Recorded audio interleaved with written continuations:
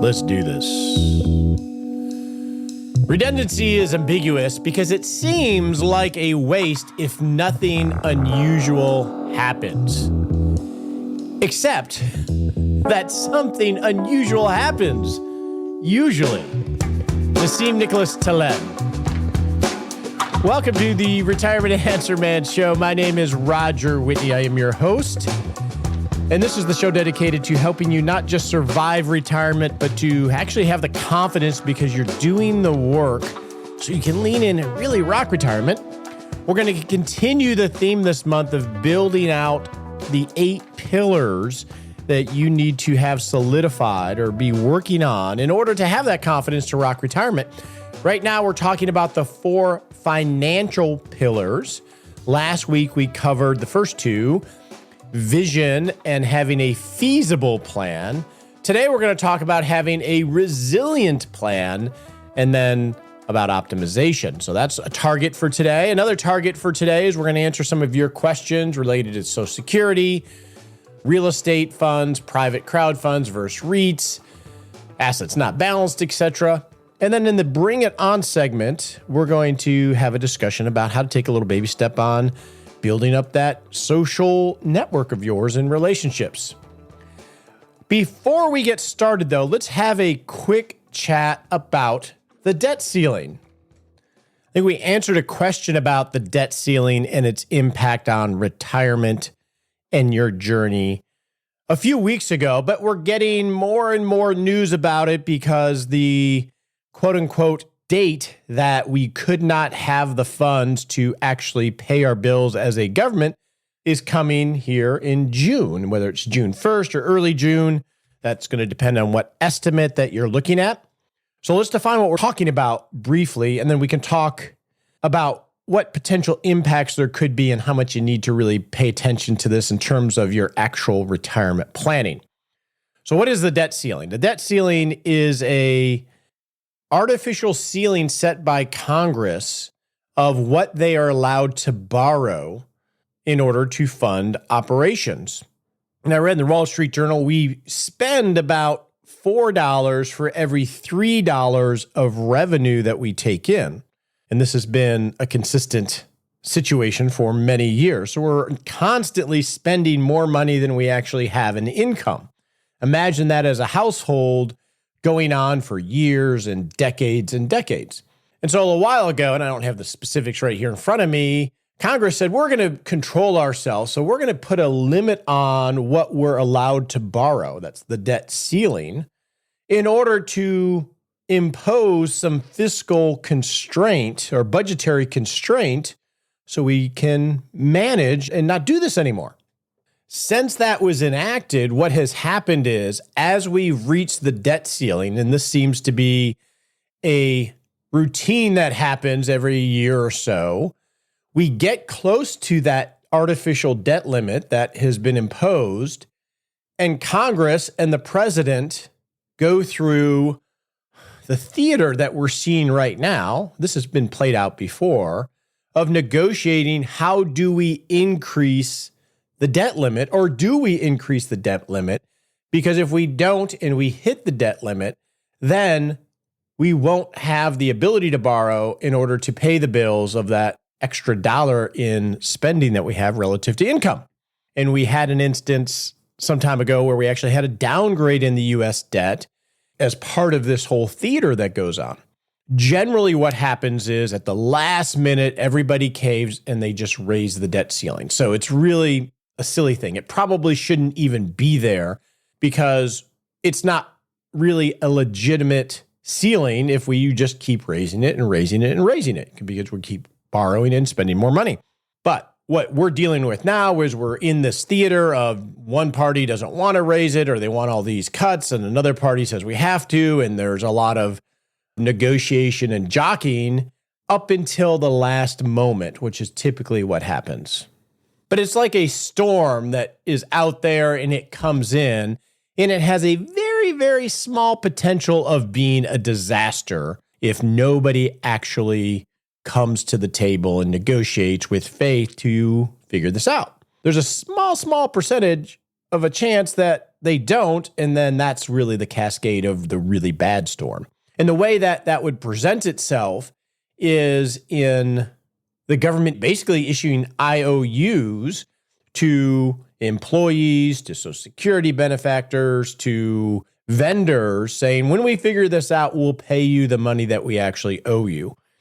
That is what's going, or could be the impact prior to not paying our debt service. That is something I think is a line that they're not going to cross, because that would impair the ability to borrow in the future.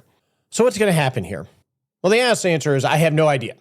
Most likely what's going to happen with a high degree of certainty is they're going to raise the debt ceiling. Now, will it happen before the actual date that they have to? Most likely. Could they not and have to issue some IOUs? Maybe, but not likely. But the consequence of not raising the debt ceiling is so catastrophic that you couldn't imagine that they would be so, I'm trying to be nice with my words, short-sighted that they wouldn't. So they're likely going to raise it. So it's a huge storm. It brings up a lot of things. It scares a lot of people, and then it dissolves.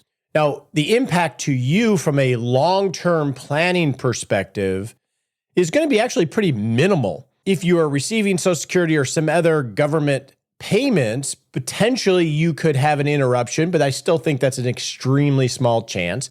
But from a how do I plan and what happens if the market goes down or gets really volatile as a result of all this going on, really that should be a non-event, because these kind of storms, whether it's the debt ceiling or some other storm, are going to come and go as you walk this retirement journey. So from a long-term perspective, I don't think this is really a huge deal, but it definitely is a storm that's going to make things much more volatile. And that goes to the reason why we need to have the third pillar in the financial realm of having a resilient plan, why we have to have that really solidified so we can not worry so much about some of these short-term storms.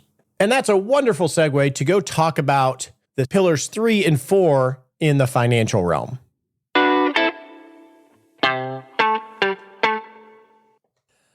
So last week, we covered the first 2 pillars in the financial realm, which is having a vision and doing some work there to reacquaint yourself with the values that you want to live out, forgive yourself for, well, all the mistakes that we've made so we can look at our life with fresh eyes. And then to create goals off of that vision and put some numbers to the goals that represent the dream of our great retirement, that are in line with our values. You can see the thread that we're building here. And then we talked about feasible. Okay, now that we have these goals that are actionable, but that represent the dream and the values, we need to organize our sources of capital to see if we have enough resources to fund the big dream. And if we don't, we need to negotiate to a feasible plan, doing a feasibility study to get us most of what we want and what's most important to us, actually would be a better way of saying it. So that's the pillar 1 and 2. So at this point, there's a feasible plan of record that is focused on helping you achieve the things that are most important to you at this time. But that's not enough. Roger purchased a sailboat and stocked it with enough resources to get me across the ocean from, say, Miami to England. It would be feasible that I could make that journey given the resources I have. Feasible isn't enough. We have to make it resilient because there's so many things that could happen. Imagine Roger on this boat or you on this boat. One, does Roger have an extra generator if that goes out? What happens if a storm comes in? How will Roger navigate that storm? Will that storm take a feasible trip and just blow it up? And in retirement, these storms can be the momentary debt ceiling theater. It could be a bear market. It could be inflation. It could be a healthcare shock. So having a feasible plan on paper isn't enough. We have to build some redundancies or some margin in this plan to absorb possibilities of things that might happen or that we don't even know about. And that is the third pillar that we want to get in place, which is having a resilient plan of record. So what are the sub steps of establishing this as the foundation of your retirement plan? Well, number one is now you want to take this feasible plan and you want to do some assessment and address the big retirement risks that we all know about and can at least think have a decent probability of occurring.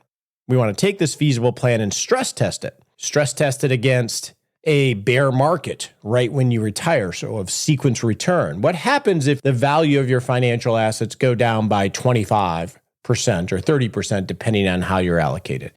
What does that do to the feasibility of the plan? You want to test your plan and you can do this with software and spreadsheets, lots of methodologies to go about it, but you want to stress test the plan to say, oh man, yeah, it looks feasible, bear market. All of a sudden, this feasible plan ain't so feasible anymore. We saw this with Rosie in Retirement Plan Live. It wasn't a resilient plan, and unfortunately, they're having different choices as a result of that plan not being resilient initially. So you want to stress test it against sequence of return risk, stress test if you're married, what happens if one spouse dies prematurely? Because that will change the dynamics. You'll have one Social Security payment, not two. If there's a pension involved or an annuity contract involved where there's a life-only benefit, that benefit could go away.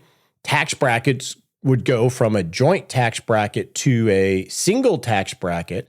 All of these things could impact the resilience of the plan, so you want to stress test the plan to get an idea of how resilient it is to this event. And that can help tease out, do you need life insurance or what other things could you do to shore it up? Another thing you would stress test against is a healthcare shock. What happens if there is a major healthcare expense? Typically, what we're going to think about here are what happens at, say, age 80 if one of us needs some assistance in, say, a care facility for 3 or 4 years. We can do that kind of stress testing, or you can with software, and you can do it with spreadsheets if you're adept enough, of, okay, what happens with the impact of, say, $80,000 a year expenditure for 3 or 4 years at age 80, factoring in inflation? Is this enough to really make our plan go sideways? And this is where we're going to tease out risks that we are comfortable with. Oh, we can self-insure or self-fund that. It looks like we're already resilient enough for those things. Or you're going to identify, I need to work on that one. I need to shore up the resilience to that thing. Typically, the most common one here, by the way, is going to be your portfolio. In that, if you have been in accumulation mode for a very long period of time, you probably have a somewhat aggressive asset allocation, meaning equities and risk assets on the heavy side, because that has served you well in the accumulation stage.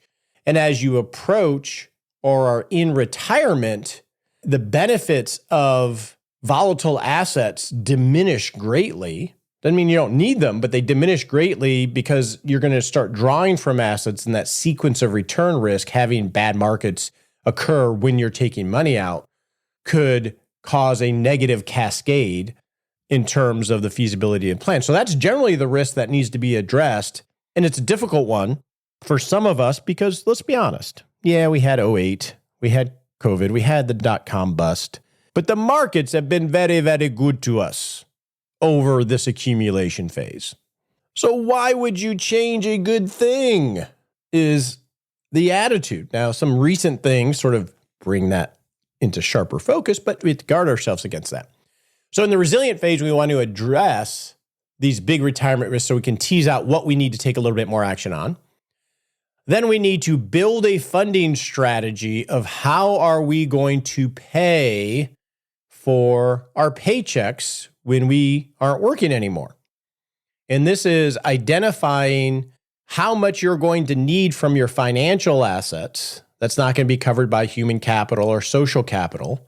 How much do you need from your actual money to make up the gap between your income and your spending? Because your income is going to go down by a lot, but your spending likely won't. It may go up, at least in the short term.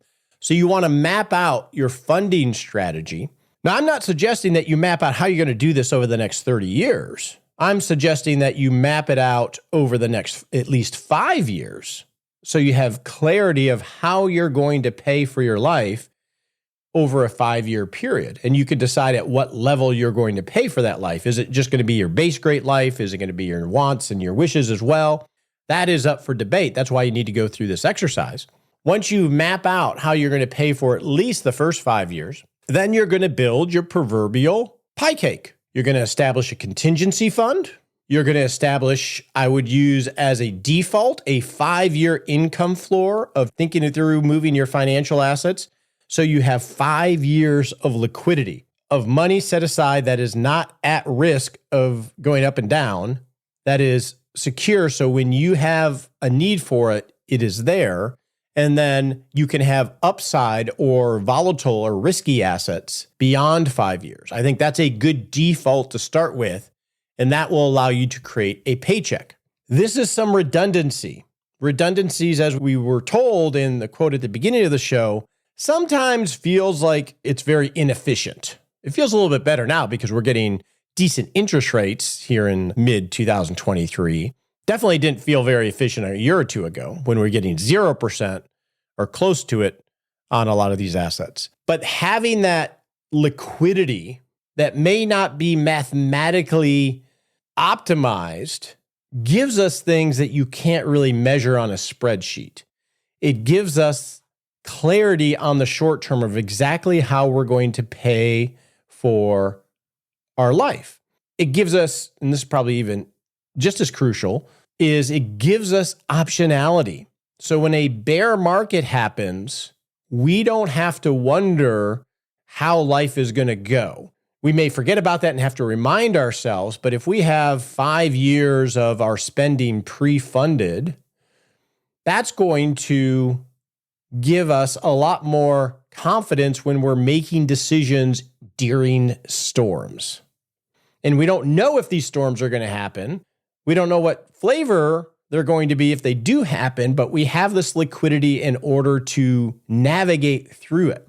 Another visual of this could be the airbag in a car. I forget the number, but it's like adds another $3,000, $4,000 to the car. I don't know what the number is.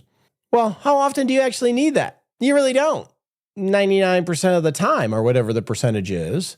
But boy, if you rear end somebody or somebody hits you, that airbag saves your life or could save your life, even though it's quote unquote not efficient from a cost perspective. So this is the resilient stage. And one last thing, and one reason why I think this is really important, especially in earlier retirement or as you're approaching retirement, is it gives you liquidity in order to change your mind. So as you change your mind about what you want your life to look like, which happens a lot more than you would think. You think this is what your plan is for long term, and then, hey, you shed your skin. You're a new person now that you're not working, and you're like, oh, you know what? Actually, I want to go do that. It gives you money to move around. So as you change your mind about the direction of your life, you can much more easily redirect things to what's important to you. So that is the third pillar, having a resilient plan of record. Now, these first three pillars, I would argue, are non-negotiable. You got to have these in place. The fourth pillar, which is optimized. How do we optimize this foundation? This is the financial bling of planning. So investment implementation, how simple do we make it, or how complex and sophisticated do we make it? Tax management is going to come into optimization. Now that we have a vision and a feasible plan and a resilient plan, how do we layer on top of that some tax strategies to guard against future tax increases or lower required minimum distributions, or maybe just bottom line, save on taxes over the long term, which is money that stays in your pocket. Legacy planning, trust planning, gifting, alternative sources of income. Do we go a more safety first approach in order to internally, psychologically have the confidence to rock retirement, even if financially it doesn't make sense for us? Maybe internally it makes sense. This is where the optimization stage comes in to really jazz it up a little bit to enhance a journey that's already feasible and already resilient. So those are the four pillars of a sound retirement strategy. In that order, optimization becomes part of the ongoing project. So as you implement this and get it in place, your version one of this project, your vision may change, feasible, resilient. You're going to tweak along the way, but optimization is going to be where a lot of the ongoing work is, because as you implement this, you'll have a lot of decisions downstream that you have to make. And that's in this optimization stage. For my income floor for those 5 years, do I buy CDs? Do I buy individual bonds? Do I buy treasuries? For my long-term paycheck, do I buy deferred income annuities or variable annuities to give me some secure income? Do I gift now, or what kind of gifting do I do? In what form do I do that? Should I strategically do Roth conversions or take money out of IRAs in order to fill up tax bracket buckets? Do I do qualified charitable distributions at 70.5 to lower my IRA assets or pre-tax assets? These are all extremely important decisions. And what you're going to do is, once you have your foundation base in place, then you can start to explore these and decide which ones you want to add on to that firm foundation. I put it last for a reason, is because generally these are the things that we go to first because they're cool. We understand them. They're sort of sexy. They're talked about all the time, but it's very difficult to do that if you don't have the first three pillars in place as a foundation. And then as a whole, as we've talked about uncertainty, and if you've been listening to the show for a while in terms of agile, now we have a framework. This is what we care about. We know that it's feasible. Here's how we made it resilient. Here are the optimization strategies we're going to use right now. Now you have this beautiful framework of your decisions. This is what I decided when I was really intentional. So next month, next quarter, next year, as you're iterating on this plan and everything is changing in your life, in the markets, in the tax code, etc., as you're iterating on this plan, you can make little adjustments to your plan of record in an organized way and make little tweaks as life unfolds based on all of these things. So it's not just willy-nilly. That's the 4 pillars of building a sound retirement strategy. Now with that, next week we're going to talk about the non-financial pillars. But for now, let's go answer some of your questions.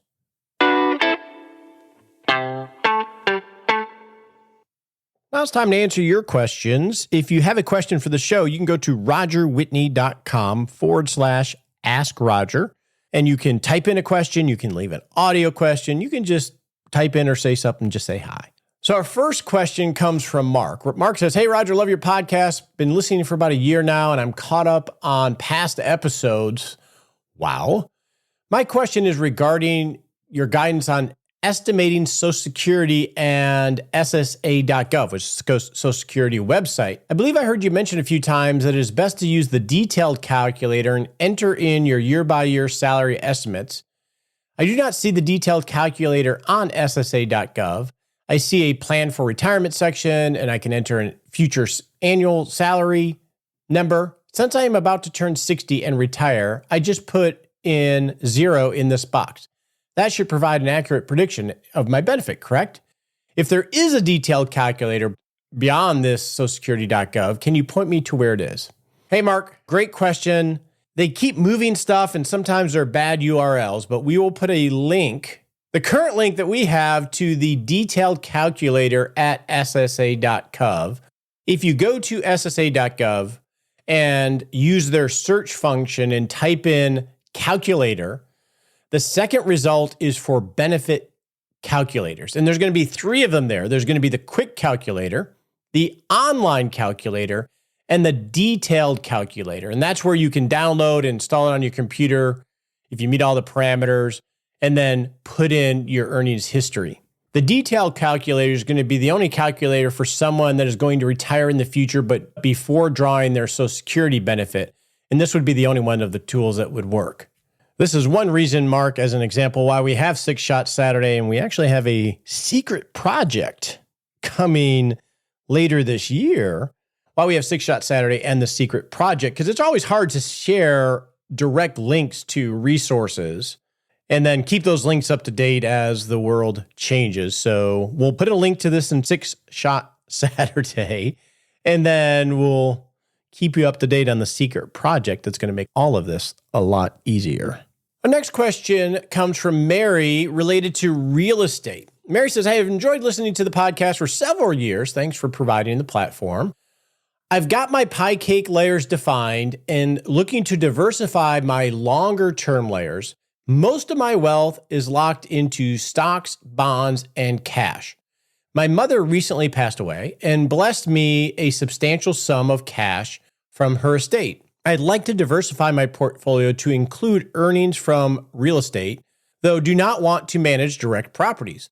Could you provide the pros and cons of investing in REIT, real estate investment trust funds, versus private crowdfunding platforms like Fundrise or CrowdStreet? I understand the liquidity is one aspect of it. Are there others that I should consider as well? Thanks so much and keep rocking.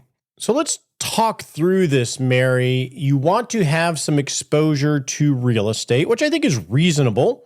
Real estate long-term has, in fact, Jeremy Siegel, I just saw him speak, author of Stocks for the Long Run, at a conference, and he talked specifically about this. If you look at real estate long-term, it matches the long-term returns of equities, and it has about the same volatility, but there may be some difference in the correlation of how they move together. But put that aside, if you want to have exposure to real estate, but you don't want to buy properties direct or have to manage or be too involved because it's not really your thing, what is the best thing to put money into?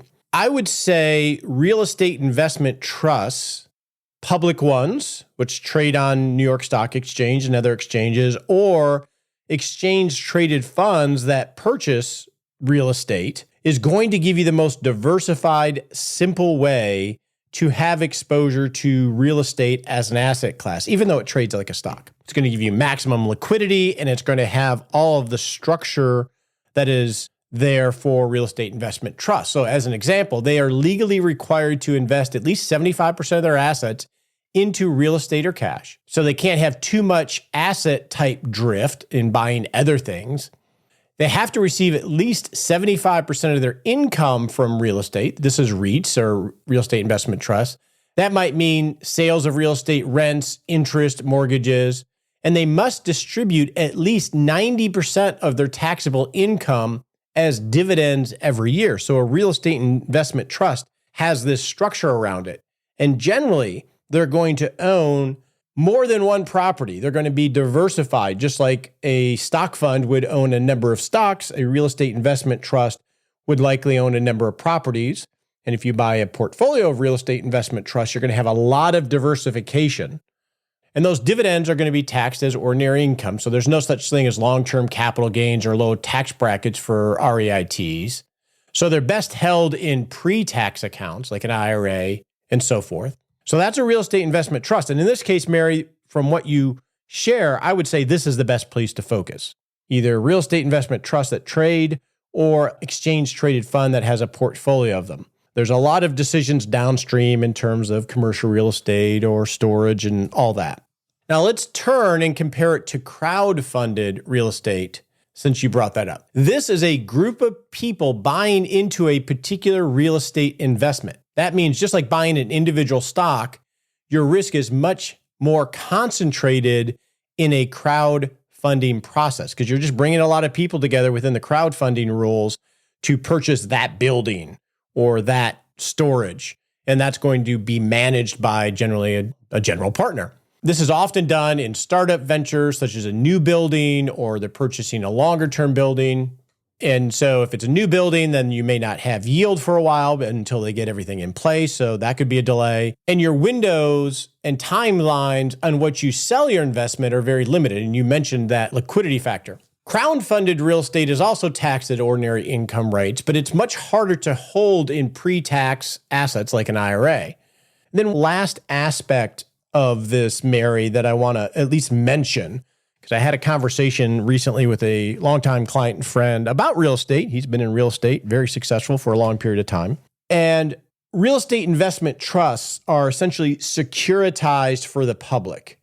And the good of that is that they're regulated, they have diversification, they're liquid. Now, some of the bads are the fees might be a little higher internally. A lot of that you can't see, but there's some bads there too. but they have structure and diversification around them. And they're generally run by very large companies with processes and proven track records of some sort. When you get into crowdfunding, just like if you get into a private investment, because there are plenty of people that are looking to raise money for their partnership in order to do these, even in non-crowdsource funding ways, who is running the project is critical, because when real estate goes sideways or has difficulties, that's when the people involved in running the project really make a difference. And the conversation I was having with my friend on our walk-in meeting the other day is we were talking because real estate's a little bit sketchy at the moment. Commercial real estate, especially office properties, there's some stress there because of interest rates rising and how debt is used in real estate are impacting not just new deals, but all the deals that are looking to refinance, et cetera. When storms come in real estate, who is managing the process is so critical and can make the difference of whether you actually get your money back even at a minimum or not, because of how they can navigate through a storm, right? You want to have a great captain during a storm. And in crowdfunding, it's a higher risk that you don't have a seasoned captain or you don't know who they are. And it's a lot less regulated relative to real estate investment trusts. So given the specifics that you mentioned, I would focus on real estate investment trust, either in a exchange traded fund where you're getting exposure to a lot of them or a couple of the larger ones. Probably an ETF even for you, I think would be better in this instance. Our next question comes from John, and he wants to know about retirement planners. Hey, Roger, long-time listener, very long time, smile. Excellent choice on Rosie for this year's Retirement Plan Live. Expect many people could have similar situations. No doubt, John. In the podcast and in the RC discussion with Kevin, you mentioned a CFP might not be the best choice and a retirement planner may be better suited. I thought I had a sense of confidence with CFP due to being a fiduciary over an investment planner. If a retirement planner is a better choice, is there a 3 or 4 letter acronym that we should look for in training? I feel like I've had a few questions on these, and I may have answered this already, but I want to dive into this again. Certified financial planner, I think, is a table stakes. That should be a definition, or should be an expectation. The difficulty, and even if we go down to retirement-specific designations, there are many certified financial planners that really just trade stocks or are investment people. They don't necessarily practice financial planning. Just like there are certified mechanics that come in all flavors and all levels of capabilities. But it is table stakes, just like getting a degree from a university doesn't prove that you are an expert in that subject, but it shows that you are diligent and you are able to complete the requirements. My issue with certified financial planner by themselves as a designation is it's not retirement specific, and the issues that a retiree or potential retiree faces are very different than anyone else. You can have excellent certified financial planners that don't have any other designations that are amazing retirement planners because they actually have a process focused on this decumulation stage of life. In fact, you can have people that don't even have the CFP that are world-class in retirement planning because they've done the work to build the processes and learn and educate themselves to create those processes. So the designation isn't necessarily going to save you as a consumer, because there are definitely people that don't have designations that are just amazing. My point, John, here is for you, whether it's a CFP, someone with no designation, or someone with, and the 2 designations I would look at are the RICP, which is a Retirement Income Certified Professional, which is a robust designation, and the Retirement Management Advisor designation, which is more holistic in analyzing household balance sheet and decision-making processes, whereas the RICP is going to give you a lot more academic knowledge. I think both of those are the standards in slightly different ways for retirement planning professionals that want to go deeper into developing the processes that they have. So I would say RICP, the RMA would be the 2 that I think are worth considering. Doesn't mean it's a deal killer if they don't have them, but I think those are 2 that would give you some indication that they're taking their process planning a little bit more seriously. Now, I'm a little preferential to the RMA because that's issued by the Investment and Wealth Institute, and I'm on the curriculum committee, and it's just gone through a whole redo of the entire curriculum. So I'm a little partial to that.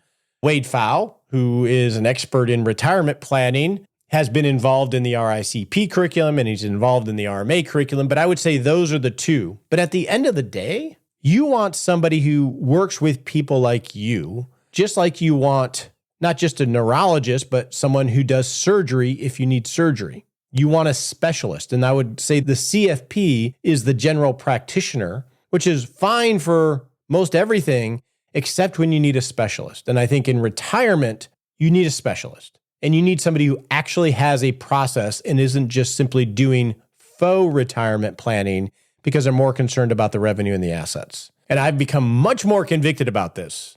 And I'm going to be much more of a edgy kind of person about this as a result of seeing Rosie's journey and knowing that planner, that CFP, is probably a great guy, probably wants to do really well. He just doesn't know what he doesn't know. And he probably doesn't have a deep process that's thought out. And that's a problem. And I'm working on fixing that problem, but I would say those are the two designations, John. Okay, put soapbox away. Our next question comes from Tammy on rental property. And this is going to be, I'm going to start identifying these, by the way, by the pillars. Her question is related to the resilience pillar of building a retirement plan. Tammy says, I am almost 62 and due to some health issues would like to retire soon. I own 3 homes. One is worth close to $2.5 million. I have about $500,000 in tax-deferred retirement accounts. I plan on renting 2 places for retirement income and living in the third, but am now wondering if selling the high-dollar home would be a better option to have some money that isn't tied up in tax-deferred accounts. I've learned so much from listening to your show. Thank you for helping me getting ready for this transition. Oh, hey, Tammy. So this is a resilience question and a little bit of an optimization question, and you can see how these lines will bleed a little bit. So you're past 59 and a half, so we don't have any penalty if you had to take money out of your IRA, even though it would be ordinary income taxes. Now, what do you do with these properties? The process I think you want to go through, Tammy, and you're not going to be surprised when you hear this probably is, well, how much do you need to live the life of Tammy if you were to retire? How much is that going to be for your base great life and for some of the extras that you want? Just make an estimate because you're not going to know, and you want to have speed in this. You don't want to get too hung up, but you want to get an idea of what do I need for a base great life and go through that exercise. That's what you're going to need. And if you retire, how are you going to pay for it? Let's start with not selling the house. Let's assume that you have Social Security that's going to come into play at some point. So factor that in there. That's going to offset the spending that you need. And then any other social capital sources of pension or anything like that. And if that's not in the picture, that's fine. Then in your human capital, factor in what you expect to receive if you rent out the 2 houses. My suggestion would be is to keep a separate spreadsheet and do an estimate of, okay, if I rent it out for this, and I'm going to have some operating expenses of taxes and insurance and maintenance and a reserve fund, what is the net amount after those things, net before taxes, that I'm going to receive from these 2 rental properties? So let's assume for the 2 properties, you get, I'm just making these numbers up, $10,000 a month, but after taxes and insurance and normal maintenance reserves, et cetera, you get $8,000 a month. Then you would factor in, I'm going to get $8,000 a month. Over time, that should be inflation adjusted. Plus Social Security, whenever you turn that on, are going to help offset your base great life. Now you have an understanding of, is that going to be more than enough? Or is there a deficit that I'm going to have to get in my income versus my spending? If there is a deficit, now the only other asset that you mentioned here is that $500,000. Is that enough to help cover that deficit? And you can go through a feasibility study to see if this is an issue or if you have more than enough income. Now you can get to a feasible plan of record, and you'll either discover that that's not feasible if you keep the high value house and you rent out the other 2, that you're still on a long-term basis, not in a perfect situation. And then you got to get to a feasible plan of record where you're going to negotiate with yourself. And perhaps that means selling one of the homes maybe the most valuable home. I don't know. Either now or sometime in the future. You have to decide what levers you have. But I wouldn't start off with just simply selling one of the houses, because $500,000 within a tax-deferred account, like I said, you can get that money if you needed it. That's basically going to be your contingency and reserve. It doesn't sound like you have a dramatic tax issue in terms of required minimum distributions with $500,000 in a tax-deferred account. So I don't think that is the way you approach the problem. I think the way you approach the problem is, if I do rent these two things, does that net income plus Social Security and other income sources cover what I need to have a great life? Or should I release one of these assets so I can have a more resilient plan and perhaps do more things because of what the rents are? But you want to go through the same process that we've talked about, Tammy. And like with most things, I can't just say, oh yeah, that makes total sense most of the time, because a lot of this is going to be a judgment call. So that's why you want to think through it in this organized way. Now let's move on to the Bring It On segment to talk about relationships. Welcome to the Bring It On segment, where you're going to focus on dialing in those non-financial pillars. And today we're going to talk about relationships. What roles do you play in your life?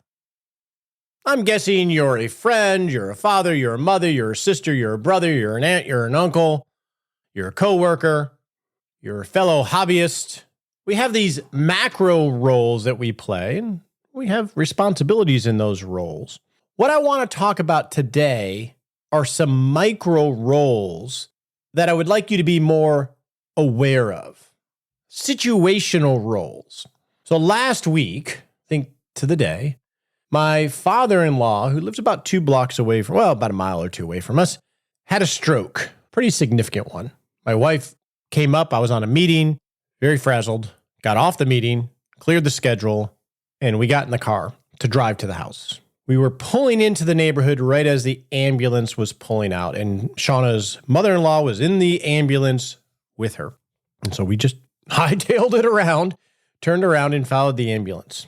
Not knowing what's going on, we're going to the ambulance, major stroke, ambulance, lights ablazing, blowing through lights. It's pretty serious. We get to the hospital. I drop Shauna off. I go park the car. Coming to the hospital, I can't find Shauna. Where is she at?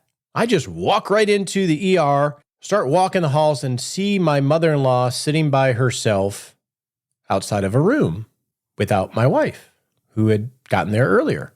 I go console her, check on her, and let her know I'm going to go get her daughter. So I go out of the emergency room, and I'm looking for my wife. Where did she go? And she was in the emergency waiting room, because that's where they directed her. And then so I go up and say, wait a second, I just got back there. Oh, you're not allowed to go back there. I'm like, well, my mother-in-law's back there by herself. She's 82. Her husband just had a stroke. Okay. And they were giving resistance, allowing my wife to go back there and get my mother-in-law, her mother, to be with her and either bring her out or be with her. So I took on a role, and this was the role throughout the week, the past week. And this is internally, I am here to help clear pathways and take as much friction away from the family, my wife, my sister-in-law, my mother-in-law, as I can, and just be there as support in the background, and then take friction away when I need to and step in. That's a micro role, and that's critical in all aspects of life. It could just simply be you bump into somebody that's having a bad day. You can take on a little micro role of not fixing their problems, but maybe you make something a little bit easier for them, or you encourage them. You just simply be present with them. These little micro roles that we have the opportunity to play in our lives are really important, and it allows us to elevate a little bit from simply being in the situation to actually being there and in support of others when we're not the main actor in the situation. That can happen in a grocery store. It can happen in this traumatic event with my family. It could happen at work. What micro roles can you identify? Another micro role, just as an example, is when I walk Sherlock, I wave to every single person passing by in my neighborhood. I may not know them, but I see them all the time because they live in the neighborhood. That is a little bit of a role of being welcome. of welcoming people. I don't do it in some weird, hey, how you doing way? I just give them away and acknowledge them and have a little smile on my face. I don't always do it. Sometimes I'm just, but that's a role to create an atmosphere. Just like in the business, as we've brought Troy on as our new retirement planner, I have a role to play from a cultural perspective to this is how we do things. This is how we treat people. This is how we deal with things when things go wrong. This is the role that I have. But we have micro roles too. I actually denied my son almost, he didn't let me, which is great, a micro role where he gave me a call. My son's an ICU nurse. He's 27. And he called me and he was going to be going into work. And he was like, Dad, should I come up there to the hospital? Because we're all in the ICU. My mother-in-law, my wife, my sister-in-law, her husband, etc. And Spencer's like, should I come up there? I was like, there's nothing you really can do, son. No, you don't need to come up here. You can just go to work and I'll keep you up to date, etc. And he said, well, let me talk to my mom. So he talks to Shauna and then he comes up. There's nothing he could do because we're just wait and see. That's what happens with a stroke. You just wait and see. He comes up, he cancels work, he comes up and he's there for the entire day. And as I'm sitting in the background observing, he did have a role to play, even though technically he couldn't do anything logistically. He could comfort my wife, his mother, his grandmother, his aunt in ways that none of us could. He was an ICU nurse. He understood. He could give perspective. He was a grandson. He had nutrients that only he could bring to the situation, even though he couldn't do anything. He knew that. I didn't. I was thinking practically. I say all this to say to you, I want you to think about not just the macro roles. I'm a husband, I'm a wife, I'm a friend, but moment to moment, what micro roles could you play in order to enrich your life, but also enrich the life of people around you? On your marks, get set.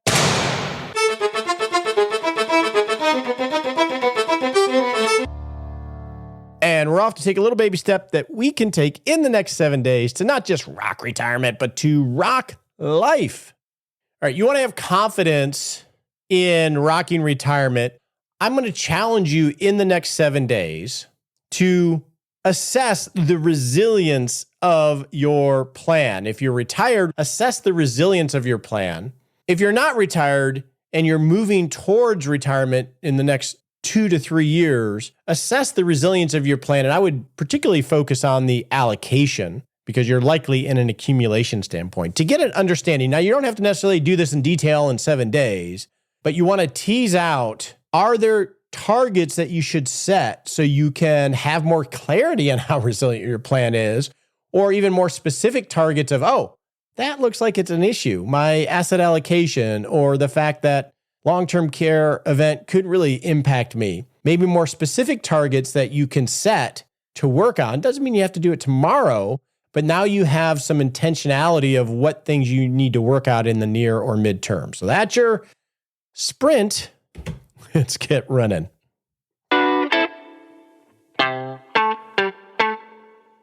Thanks so much for hanging out with me this week. And we just finished the open enrollment for the Rock Retirement Club. And welcome if you're a new member. And if you're not, no worries at all. You can still do all of this stuff. You just got to put it all together, right? That's awesome. This is when we always talk about the pledge of this show and really everything we're trying to do, whether it's in my advisory practice, where we are accepting clients right now, by the way, or in the Rock Retirement Club or here on the show.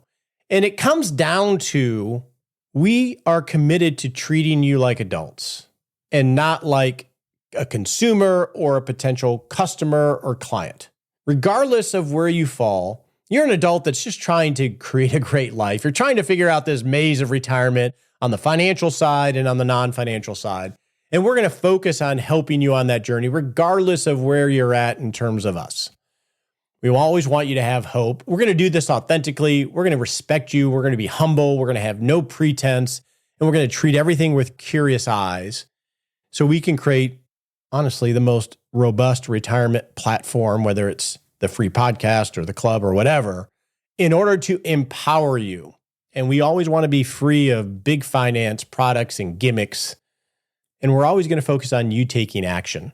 whether that's incremental action like the smart sprints or expanding your perspective. You're an adult. You're trying to make a great life. You don't need tricks and gimmicks. You need real education in bite-sized pieces that you can actually take action on, because that's where the rubber hits the road. I'm all in on this. My team is all in this. I know you're all in on creating a great life. So let's go do this. The opinions voiced in this podcast are for general information only and not intended to provide specific advice or recommendations for any individual. All performance referenced is historical and does not guarantee future results. All indices are unmanaged and cannot be invested in directly. Make sure you consult your legal, tax, or financial advisor before making any decisions.